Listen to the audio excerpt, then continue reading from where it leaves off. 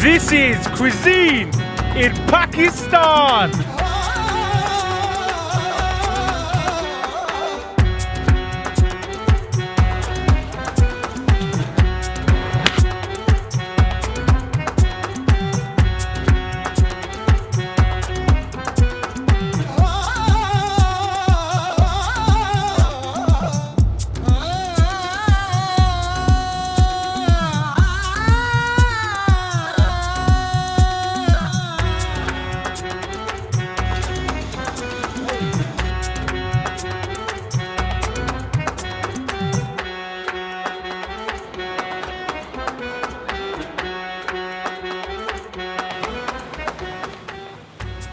What's happening, guys, and welcome back to another episode of Quizine TV, where we quiz the cuisine.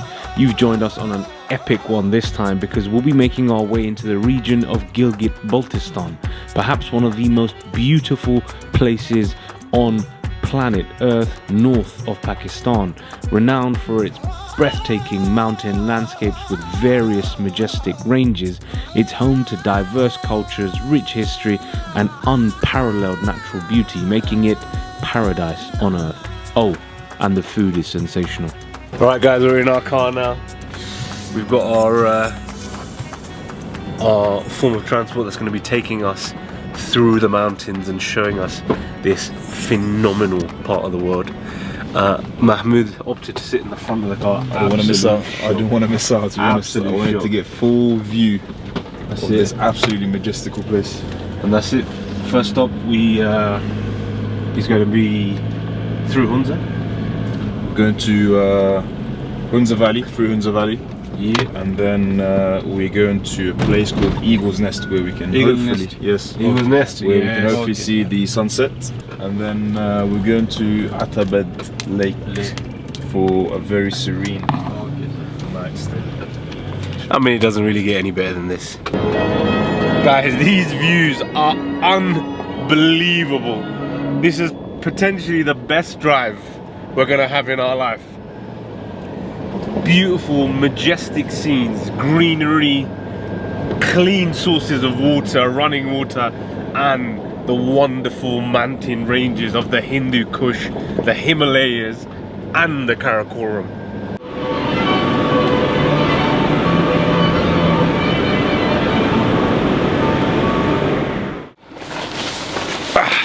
Right, first stop en route to HUNZA Valley. We've stopped to try some traditional Gilgit Baltistani HUNZA Valley food. Not a bad start. We're stopping for some CHAPSHURO, which is a very traditional local food here. And what you're actually going to see with some of the cuisine here is it's closer to Central Asian food, because we're obviously on the north side of Pakistan, which is closer to all the other stans in Central Asia. So we're going to see some of that hearty, wholesome, comforting foods, and the CHAPSHURO is actually a big indication of that, because this is a crustless HUNZA pie and it's filled with ground meat, spices, onions, and other goodies. Now this is a proper traditional taste of this area. Looks like a bowl, like a shallow bowl with what looks like almost like a lid. Assalamu alaikum wa rahmatullah. How are you? Okay. You okay? I'm fine. I'm very good. Are you fine? Yeah, very good. Very good. We're here for some CHAPSHURO. Is it tasty? Yes. Yeah? You test? Yes, of course. Of course we will taste. We're in Rakaposhi in Naga district. It's en route HUNZA Valley, and we're on the Karakoram highway, and literally on the side of the road is a shack where they're serving up this amazing CHAPSHURO pastry, which we're super excited about. As you can see here, there's literally a this big flat pan almost, where they pan fry all this incredible food. And the CHAPSHURO is obviously pastry stuffed with meats, onions, some spices, and it's cooked on this massive tray.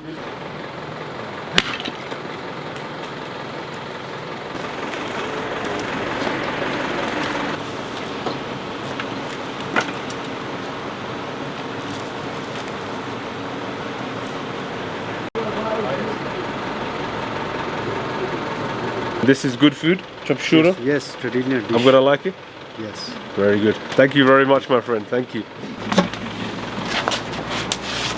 Woo! Take it. Now you open from above. Wow. Okay? Alright guys, our CHAPSHURO is ready. Oh my god, it's so warm and just glorious. It's so cold out here. So something warm and hearty like this is exactly what you need.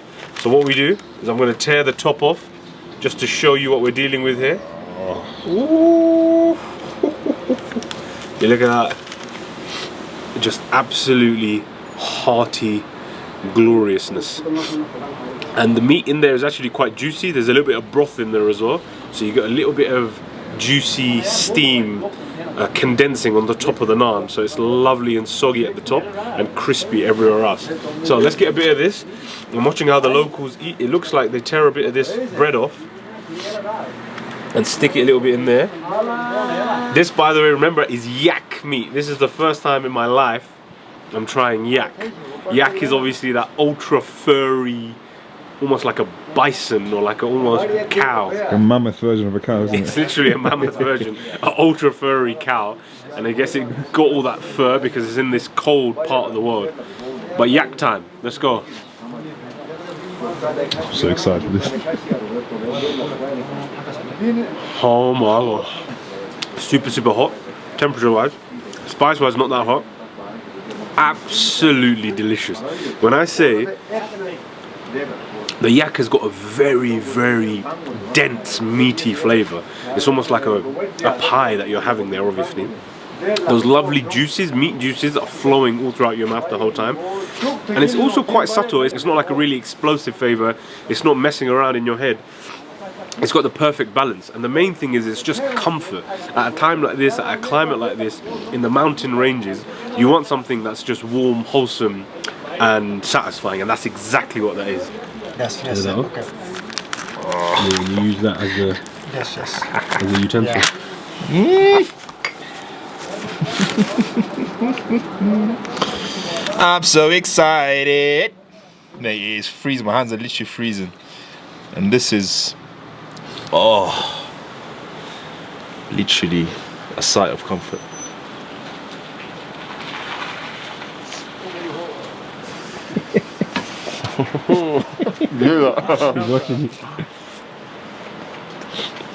You can see why they eat this particular food item here.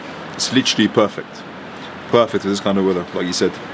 Like, it almost serves a double purpose. Keeps you warm, and it feeds you, and it gives you energy through the night. I just walked into one of the rooms. It is freaking freezing in there. I don't know how these guys actually survive it, but with food like this, I can see why. It's absolutely delicious, by the way. So delicious. I'm gonna go in again. Unbelievable. The onion just gives it, literally comfort, man. I'm quite hungry.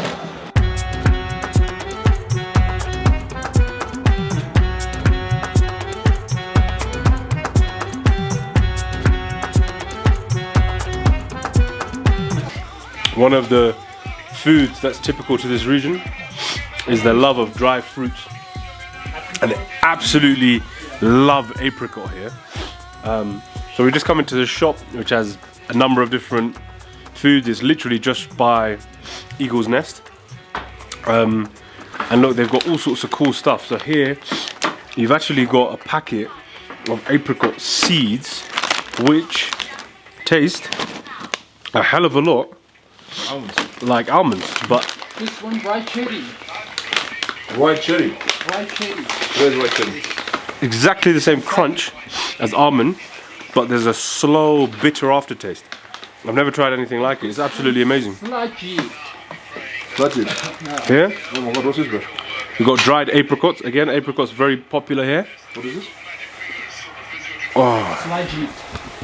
What is red? Oh, that is delicious. That is absolutely delicious. Mountain SILAJIT. Sludgy. SILAJIT. What is that? Look at this. It's just like you eat black it? jelly. It is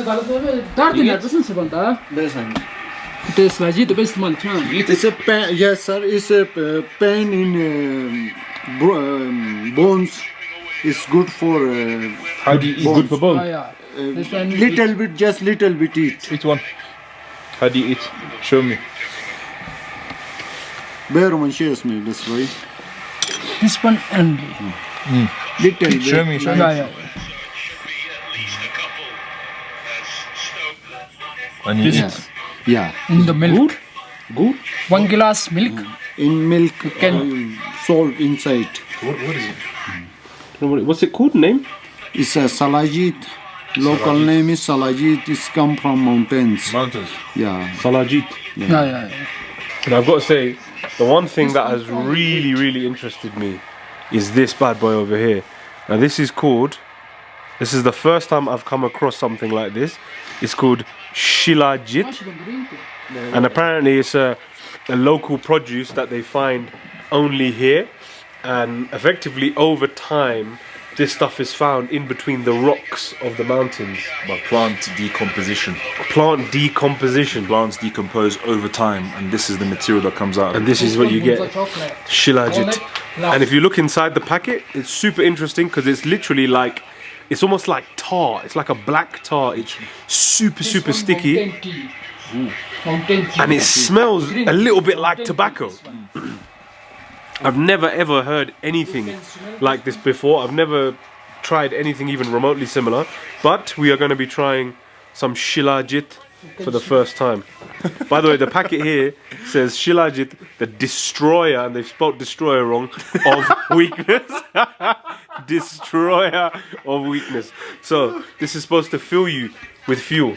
I just look at it and I'm like, Mate, what is this? It's a weird looking What is substance. this? Looks like tar, looks like ink. And as Mate explained to you, SILAJIT. And what does SILAJIT do? You tell me. Increases your sperm count and improves virility. That's what they say anyway. So you're only supposed to take a little bit. They say you mix a little bit of Tiny this bit. in with milk and you drink it. We're gonna try a little bit. Oh my god, you see that? Sticky. Sticky and glorious. Okay. SILAJIT for the first time.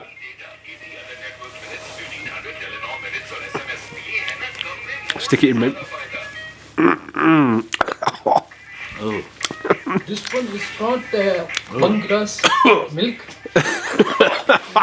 Salt inside. Oh. Oh. What is that? I must say, that does not taste particularly great. No, this. It's very tobacco-y. Am I wrong? What is that? Bitter, strong, thick, an explosion of It doesn't taste tobacco, natural, man. does It tastes like tobacco. It tastes a doesn't lot taste like natural. tobacco. But the consistency is very like it's almost like molasses. It's very sticky, very tarmacy. So it does not taste great at all. But apparently, the health benefits are something that go near and far.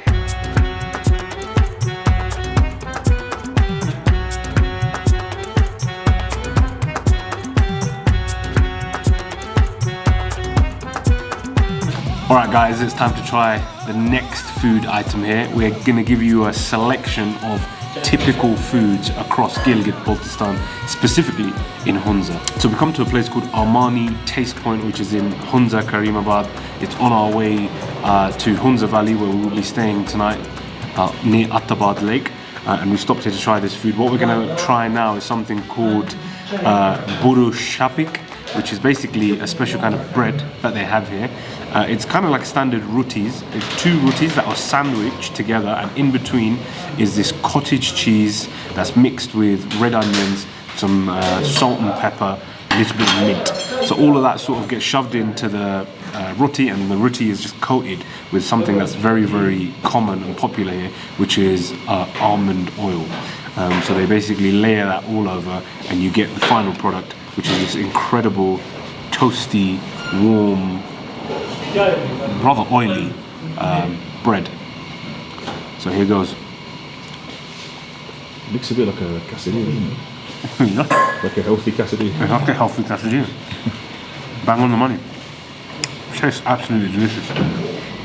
A key ingredient in this is also the tomorrow. That's a herbal plant that's native to Gilgit Baltistan. They find it across the mountains and they go and hand pick it themselves. They also have a very special tomorrow tea. They make it into a tea here. I guess the closest thing to it is probably a wild thyme, but it's very distinct and iconic to this region. If you want to have it, you've got to come here to try it. They put that tomorrow in the mix, in that cheesy mix, and that's what gives it this very, very ultra herby flavour. The DAUDAU soup has arrived, and this is going to be absolutely delicious. We've seen how they made it. It's got yak in it, yak. And then of course it's a broth, it's stewed over time. You literally watch them cook it and cook it and cook it until you get this thick, rich broth. Very simple in terms of flavors. They do put a little bit of chili in, but mostly it's a bit of salt, pepper, and the crucial ingredient is that tomorrow, which is that wild herb that you find in the mountains up here in Hunza, up in Gilgit, which they go and hand pick.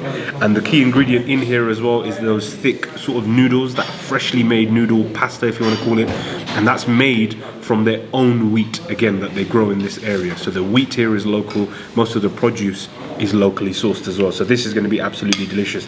And look at this, it's just comfort food for a time when you need comfort, because it's -6 degrees outside, it's bloody cold. This is the mountainous area, and this is the kind of food you want when you're in these conditions.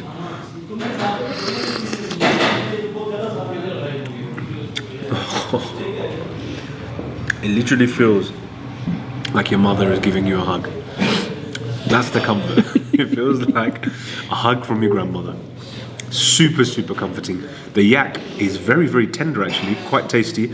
Tastes very similar to beef, perhaps a bit more lean, a bit more sort of muscly in texture, but the flavour is absolutely delicious, comforting, brothy.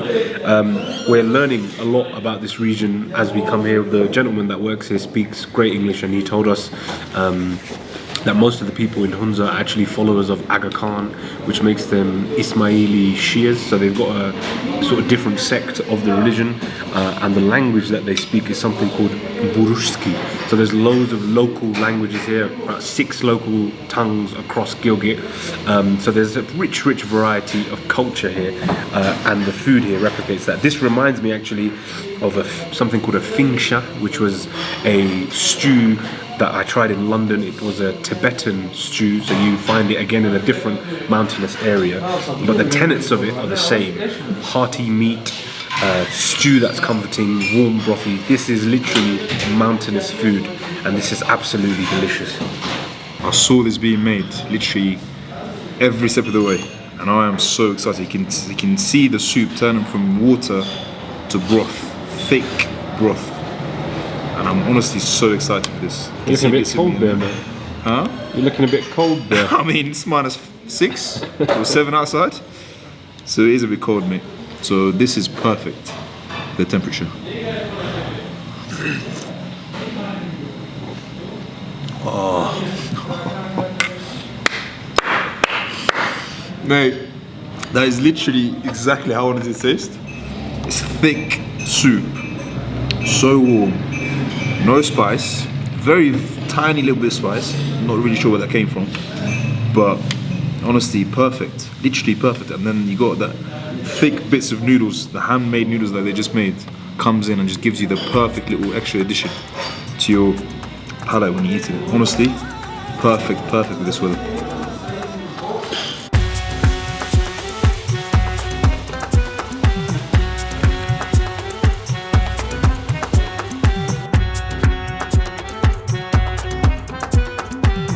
And that's it for episode 10 of Cuisine in Pakistan. Join us next time where we continue our journey through Gilgit Baltistan, bringing you some of the tastiest local food.